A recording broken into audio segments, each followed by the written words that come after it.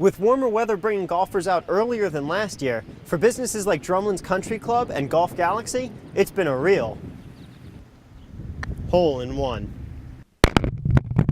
Merchandise stores like Manny's can make a lot of money from Syracuse athletics apparel, but fans aren't just looking for jerseys on game day. Bars like Fagan's generate a lot of traffic on game day too. Not everyone has tickets to the Dome, and some would simply prefer to watch the game on TV as they knock back a few pints. 2 teens have been charged with second-degree murder for the deadly stabbing of a man in Oneida. Police are accusing 17-year-old Isaac Cantu and 16-year-old Jordan Warner of stabbing 35-year-old Francis Baraski to death on Sunday night after an argument between the three.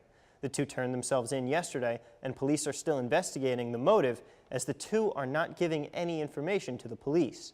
Now moving on now to Florida. Florida was a huge win for Trump early on in the night that gave him significant momentum moving into the rest of the election.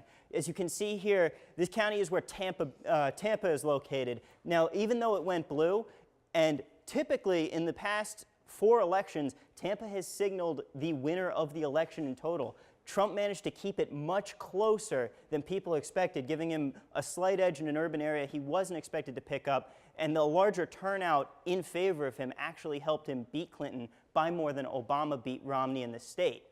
So they said they're going to try to crack them down in some way. What are some ways Facebook can do that? Well, the reason that this stuff started popping up in the first place was because Facebook switched from a human curator system for their news to strictly an algorithm.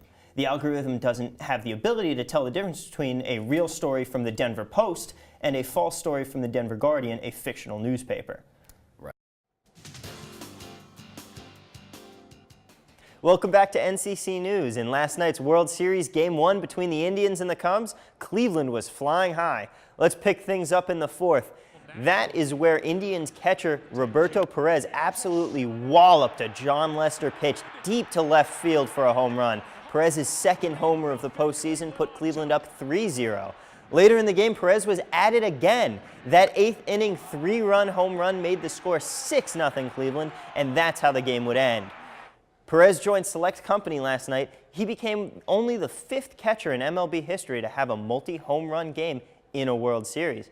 The others? Yogi Berra with the Yankees in 1956, Gene Tenace with the A's in 1972, the Reds' Johnny Bench in 1976 as part of the Big Red Machine, and Gary Carter of the Mets in 1986.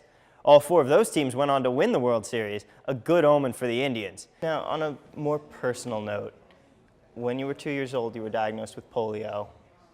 Do you ever look back and marvel on the fact that you went from a polio diagnosis and not being able to walk to being a man who has traveled more than 4 million miles telling every story under the sun? Well, I figure I won the lottery. Not just the New York State lottery, every lottery, and because to be able to travel on somebody else's nickel and to get up every morning and say, what can I learn today, among people who are still at bat, people who are interested, that's exactly what I dreamed. I mean, it's like I'm in the bottom of the 7th game of the World Series. It's exactly what I dreamed my life would be. There may be no SU football game this weekend, but that hasn't stopped the Orange from making headlines. Syracuse quarterback Eric Dungy took home the ACC's Offensive Back of the Week for the 2nd straight week on Tuesday. The sophomore quarterback threw for a career-high 434 yards and 3 touchdowns in Syracuse's 28-20 win over Boston College on Saturday. SU wideout Amba Edetawo was named the conference's Receiver of the Week as well Tuesday. Edetawo's teammates call him ET because his stats are out of this world this year. The graduate transfer caught 10 balls for 144 yards and a touchdown against BC. Edetawo has 1,074 receiving yards on the year, making him the quickest player to 1,000 yards in SU history. And that'll do it for NCC Sports. I'm Thomas Viola. Back to you guys.